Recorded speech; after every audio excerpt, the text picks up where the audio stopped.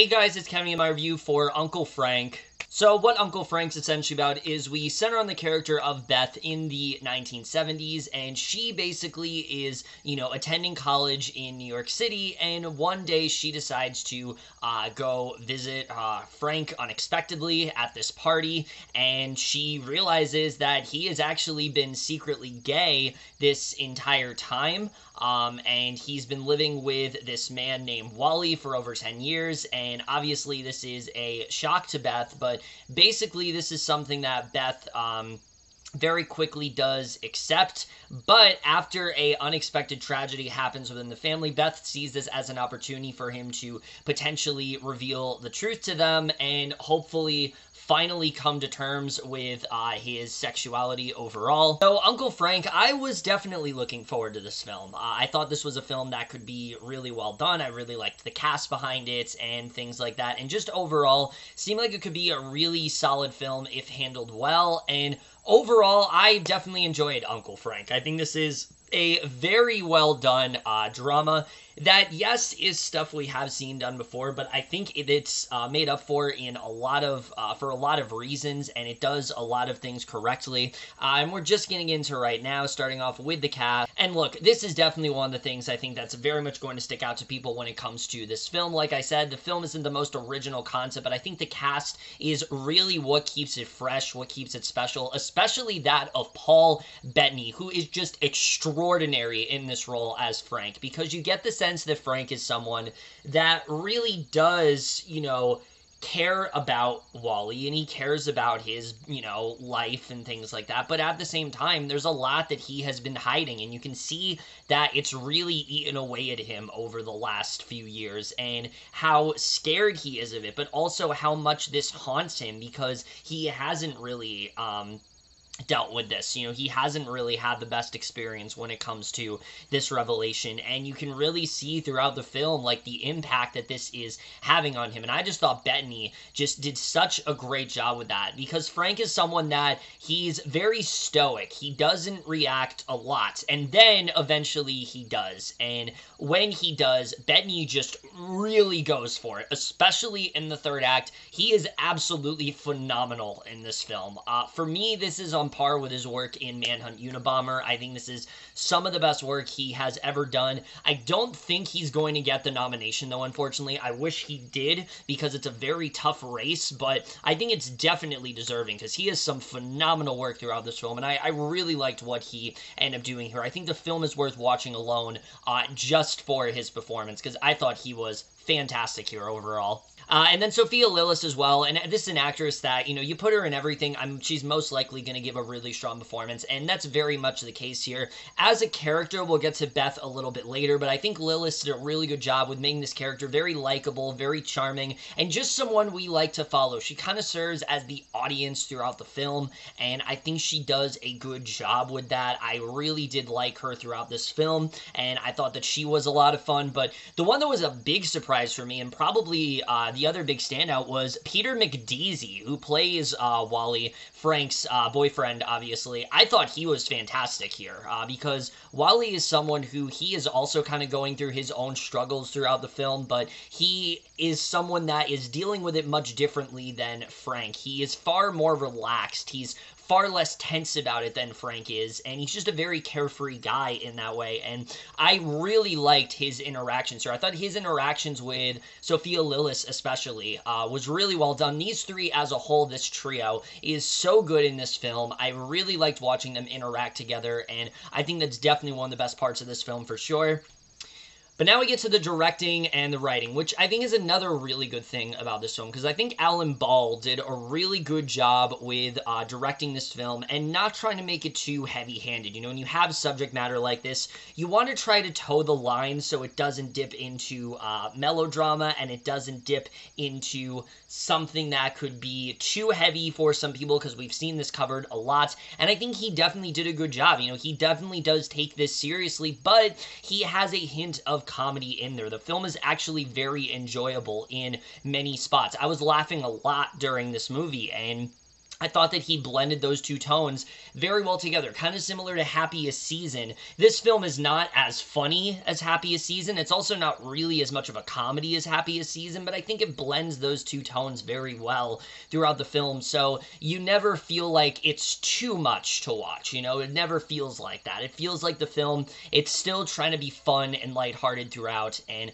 I appreciated that about this film. I think the film knows when to be fun, but it also knows when to get serious. And I think overall, Ball, he put a lot of passion into this film for sure. You could see how much he cared about the story, and I really did like his directing throughout this film, but the writing as well, I think, is really well done here, because, again, this is stuff that we have seen done before, but you put it in a 1970s setting, and you really do get the sense as to who these characters are. You know, Frank is someone who, the reason why he doesn't want to reveal it is because he comes from a very conservative Southern family, and he's not sure this is going to fit in line with, you know, everything else, and if they're really going to be accepting of who he really is in that way. And so you really just see how that eats away with him, contrasting that with Wally, someone that's ran away from his family for years, and his is so bad to the point where, like, if anyone finds out, he could literally be killed. Like, they could literally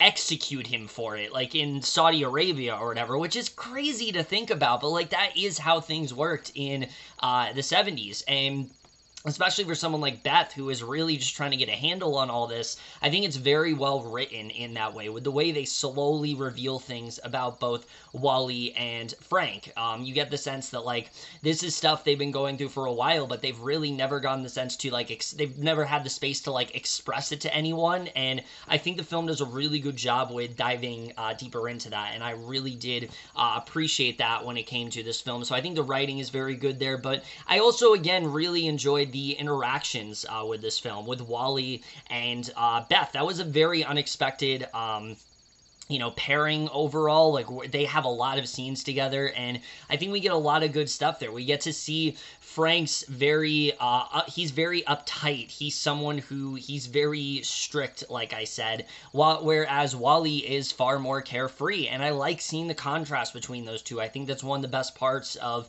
this film, and I think the film did a very good job with that overall. Also, the personal tragedy that is happening in the film, it's one that is explored early on, and I think it's done very well here. You understand why this means so much to Frank, why he is so affected by this, and I think the film, you know, leans into that very well. You know, half of this film is kind of a road trip movie, but it never feels like too generic of one. I think it finds a way to still be its own thing, and that's something I did overall appreciate about this film, is the road trip aspect of it as well.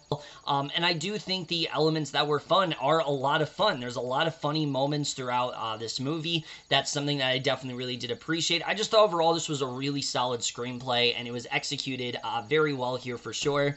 The cinematography as well, I think, is really well done here. It really captures the sense of the 70s very well. But there also are a few flashbacks in this movie, and I think the way they utilize those, I definitely was very impressed with. I just think the film overall, it looks very good, and that's something I did appreciate when it came to this film.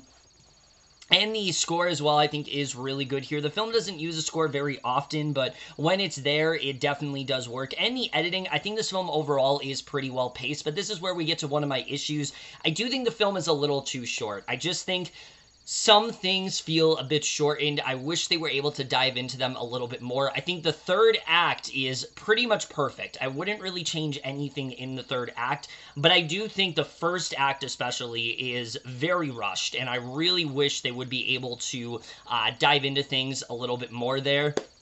Now, getting to my flaws with this movie, some things that bring it down. The character of Beth, let's talk about her. They start off, and she is a really good lead at first. You know, you get the sense that she's in this family that just, she doesn't really connect with. She doesn't feel the same way that they do. You know, she's not so concerned with, like, you know, religion and things like that, and all this other stuff that they are so concerned about. This is just not something that really interests her, and we've all kind of been in that situation before, and so you understand why she bonds so well with Frank, because he isn't like that. He's way more just again, of it, he's way more of a different person. He's the only person that she really does feel close to in that way. And so I think they do a good job with that. The problem is, aside from that, after a certain thing happens in the first act, I just felt like Beth as a character just didn't really have a lot to do. She's just kind of there. And it's not like she's a bad character.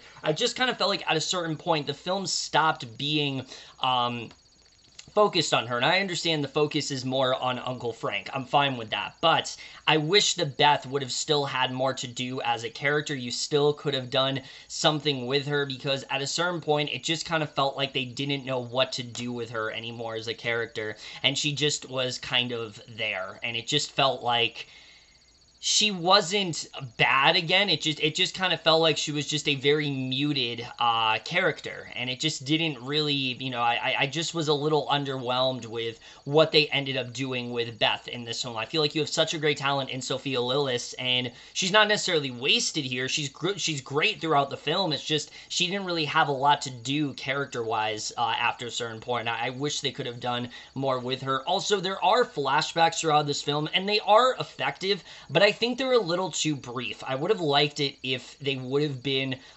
more scattered throughout the film. They start to pop in around the second act, and again, they're very effective. They're very well done, and they give us a good idea of what Frank has dealt with, why he is so worried about this, why this is like such a concern for him to, like, you know, let his family in on what's been you know, on this secret and things like that, and why he is so concerned with how they're going to react. But I just felt they were a little too brief. I would have liked to get a little bit more of the flashbacks, and I think it would have made the film that much more effective overall.